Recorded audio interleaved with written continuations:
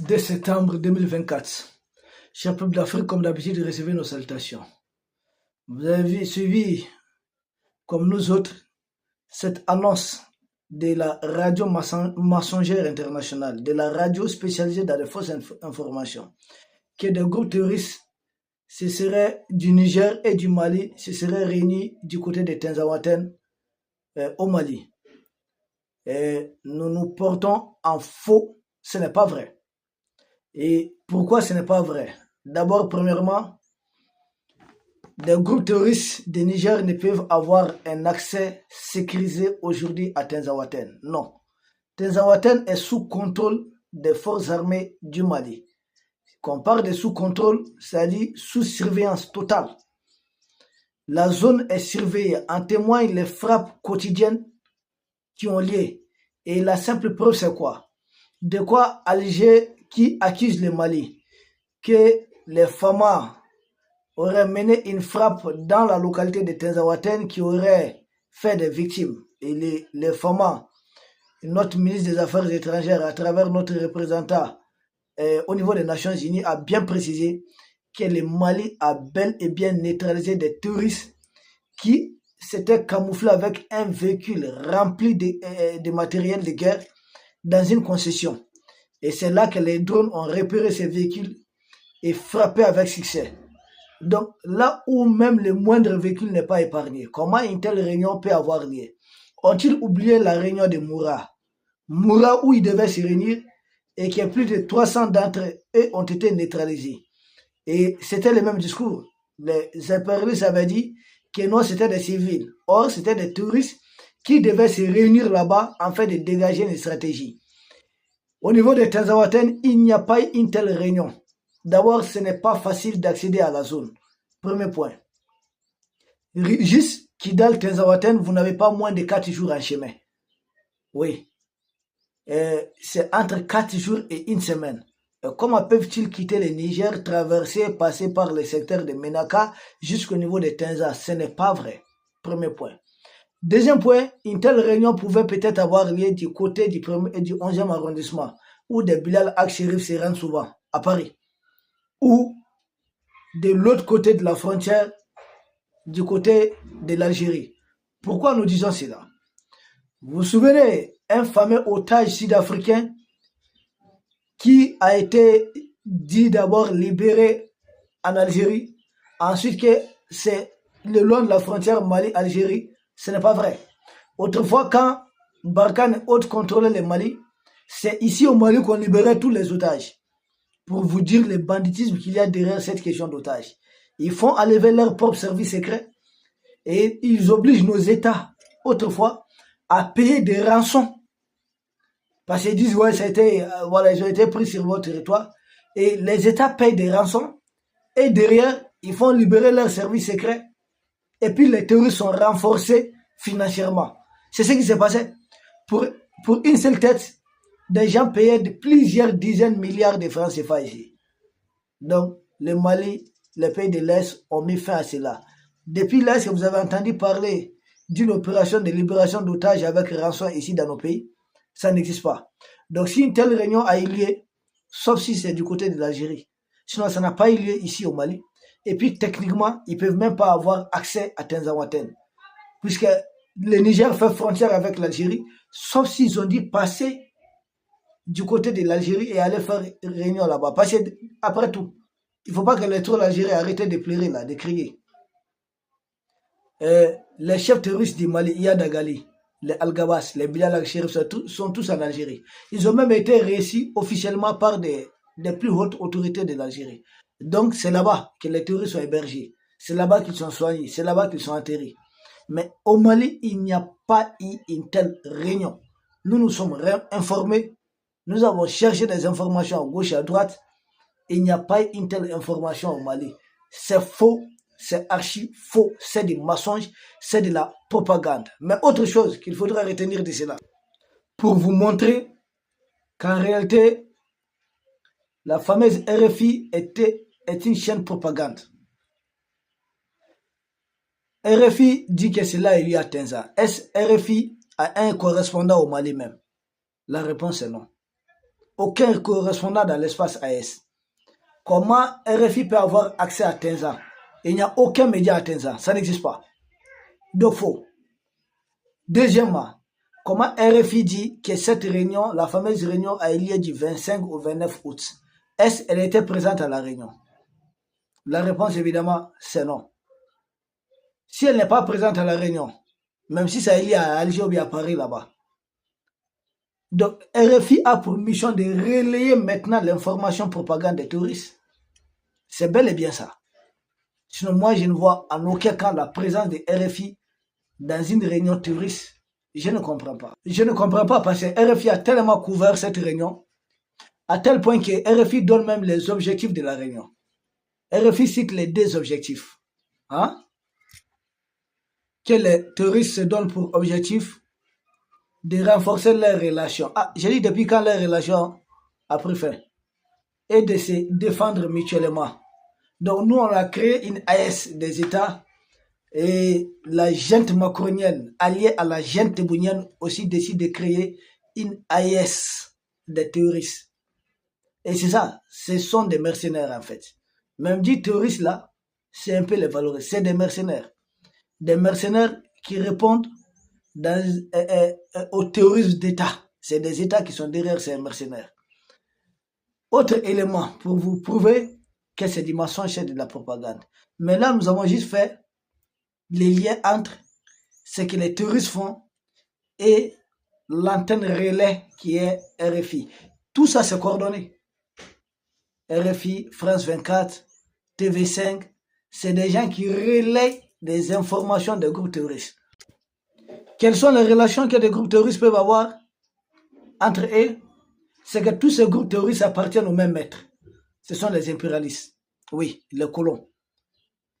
Que ce soit des groupes terroristes que vous allez trouver au Niger, Boko Haram, au Mali, un peu partout dans la région, il s'agit de leurs groupes terroristes. Ce sont eux qui les forment, qui les recrutent, qui les financent, qui les entretiennent, qui font leur communication. Donc, tous ces groupes terroristes-là appartiennent au même maître. Mais puisque les terroristes sont en difficulté, ils ont décidé maintenant de les mettre ensemble. C'est une bonne chose. Parce que ça fait longtemps que nous, au pays de l'Est, on voulait que ces terroristes-là se regroupent. Ils ont compris, ces groupes terroristes, ces mercenaires, qu'en essayant de se battre de façon séparée face aux armées de l'Est, ils sont très affaiblis. Mais ce qu'ils oublient en se mettant ensemble, ils vont nous faciliter la tâche rapidement.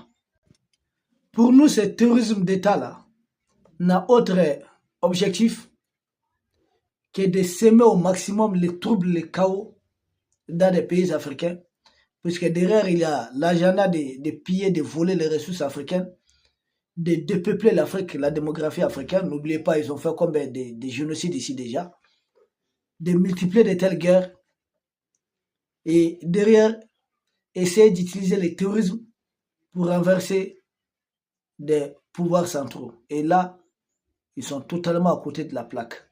C'est un révolu. Ces terroristes, qui sont des Africains dans leur grande majorité, vont mourir, vous serez neutralisés pour des intérêts des gens qui se trouvent au-delà de la Méditerranée. Pas de raison qu'on leur dise, c'est faux. Vous avez suivi avec nous les vocales diffusées des fameux lieutenants-colonels qui étaient les chefs des opérations antiterroristes de l'armée burkinabé jusqu'en 2022. Pour moi, il n'y a pas d'ancien chef, parce qu'il connaît déjà les secrets de l'État. C'est comme chez nous, il n'y a pas d'ancien ministre. Avez-vous vu en France un ancien ministre se réfugier du côté des Russes et travailler pour des Russes? Ou bien un ancien ministre de la Russie travailler pour les Ukrainiens? Non, ça n'existe pas.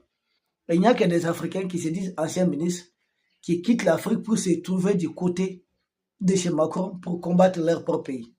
Pourtant, quand on est ministre, on a accès à certains secrets. Parce qu'on a participé à plusieurs conseils des ministres. Et c'est aussi ça, des politiciens qu'on envoie en Afrique, des soi-disant démocrates. Ce lieutenant-colonel burkinabé dit quoi? Qu'ils ont fait tendre eux-mêmes des embuscades aux forces de défense et de sécurité du Burkina.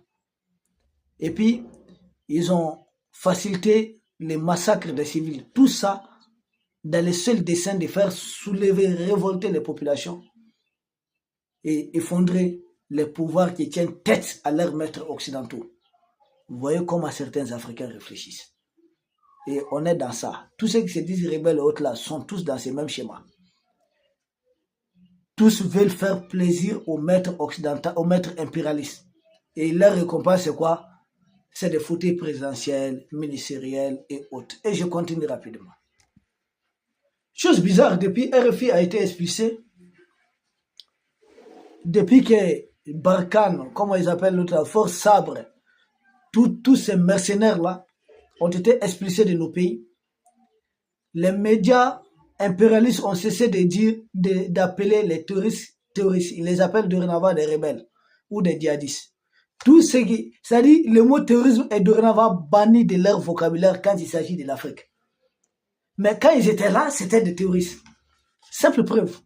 La dame, Sophie Petronas, quand elle a été libérée, elle dit non, elle n'était pas entre des mains des terroristes, mais entre des rebelles. L'armée française s'est portée en faux et a même dépêché un général sur un plateau de télé pour dire qu'il s'agit des terroristes. Et à l'époque, Jean-Yves Le Drian dit qu'il n'est pas question que les Maliens discutent avec des terroristes. Mais depuis qu'ils ont été expulsés, des terroristes sont devenus des rebelles. C'est quoi la nuance? Donc, pour eux, il faut dissocier rebelles du terrorisme, qu'il faut dissocier du djihadisme. Pour nous, tout ça, c'est la même chose. Ouais, comme nos frères peuvent le dire, Fougoto, c'est la même chose. Rebelle égale à terroriste. Djihadiste égale à terroriste. Terroriste égale à terroriste. Tout ça là, maintenant, vu qu'ils ne se battent même pas pour eux, il n'y a jamais eu de rébellion africaine. On n'a pas dit qu'il n'y a jamais eu de rébellion en Afrique. Il n'y a jamais eu de rébellion africaine. Que des Africains créent des rébellions pour des intérêts de l'Afrique, non. Toutes les rébellions que vous voyez en Afrique, c'est du mercenariat. C'est d'autres États qui sont derrière. Et c'est la spécialité de la junte française. Denis Sassou Nguesso, comment est-il arrivé au pouvoir? Il a combattu des forces loyalistes du président Pascal Lissouba. Et c'est Denis Sassou Nguesso qui a été reconnu par la junte française. Ouattara, comment est-il arrivé au pouvoir? C'est avec les forces nouvelles, c'est-à-dire des rebelles dirigés par Guillaume Soro à son temps. Donc, ils créent des rébellions pour assouvir leurs désirs géopolitiques ou obliger des États à leur faire des yeux doux et puis pour faciliter le pillage des ressources des pays africains. C'est tout ça. Des rébellions là ne répondent qu'à des objectifs. Renverser des autorités politiques qui sont opposées à leur conneries et deuxièmement affaiblir des autorités politiques pour avoir tout gratuitement un pillage, c'est du vol. Et c'est du vol. Et on va essayer d'expliquer qu'il n'y a même pas de la fameuse rébellion Touareg au Niger. Il n'y en a même pas au Mali. Au Mali, il y a tellement de Touaregs dans le gouvernement, dans le parlement, gouverneur de Kidal, un peu partout à des postes clés. Il n'y a pas un problème Touareg ici, c'est une instrumentalisation. Et même là au Mali, ils instrumentalisent les terroristes que c'est des rebelles Touaregs. Mais au Niger, là, ça n'existe même pas. Ça n'existe même pas. Mais seulement RFI devait avoir honte, devait avoir la déontologie et l'éthique du journalisme. Mais on parle du journalisme. Et les journalistes doivent relever même du ministère de la Communication. Il n'y a que nous autres Africains qui écoutons réellement un média qui relève d'un ministère des Affaires étrangères. Mais c'est le média d'influence. C'est un média d'influence. Parce que ça relève du ministère des Affaires étrangères. RFI n'est même pas écouté en France. France 24, idem. C'est des médias qui ne sont même pas écoutés dans leur propre pays. C'est des médias destinés. Je vois les Occidentaux dire que TikTok, que les Chinois ont deux versions de TikTok. Il y a une version qui est en train d'abruitiser, excusez-nous de l'expression, d'abruitiser leurs enfants. Et qu'en Chine, cela éduque les enfants chinois. Je dis, mais vous, votre RFI fait quoi aux enfants africains? Votre France 24 fait quoi aux enfants africains? Vos centres culturels et autres là font quoi aux Africains? Tous les concepts créés font quoi aux enfants africains? Ils sont là depuis des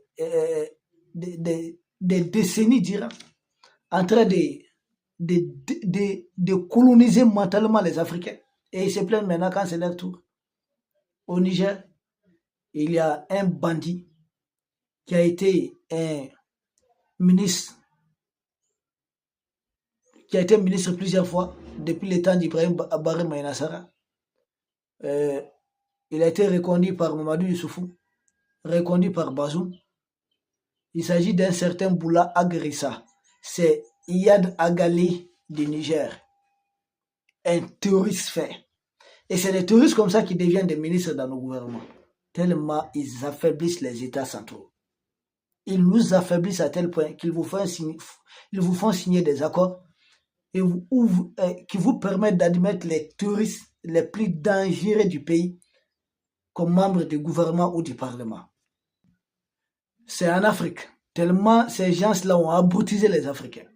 C'est seulement en Afrique qu'un chef rebelle aussi s'est dit se battre pour la démocratie. Boula Agrissa, il a été chef rebelle à 3 reprises, ça c'est la 4e fois. Quelqu'un qui a pour ADN être un chef rebelle, un terroriste, un chef terroriste. Un chef terroriste se proclame constamment et lui, il s'est dit qu'il se bat aussi pour la démocratie. Et ce qui est bizarre, il trouve les gens pour le suivre dans ça. Hein. Ah oui, lui il s'enrichit, mais regardons un peu le parcours de ce monsieur. Il est à la tête d'un groupe terroriste de 19... Oui, il est à la tête d'un groupe terroriste de 1991 à 1995. On affaiblit l'État central du Niger, on le contraint à des discussions, et dans ça, oui, et dans ça, il y a un président qui est élu. Mais chose bizarre, il y a un coup d'État contre ce président. Le coup d'État est porté par qui? Par le président, paix à son âme, Ibrahim Baré Maïnassara.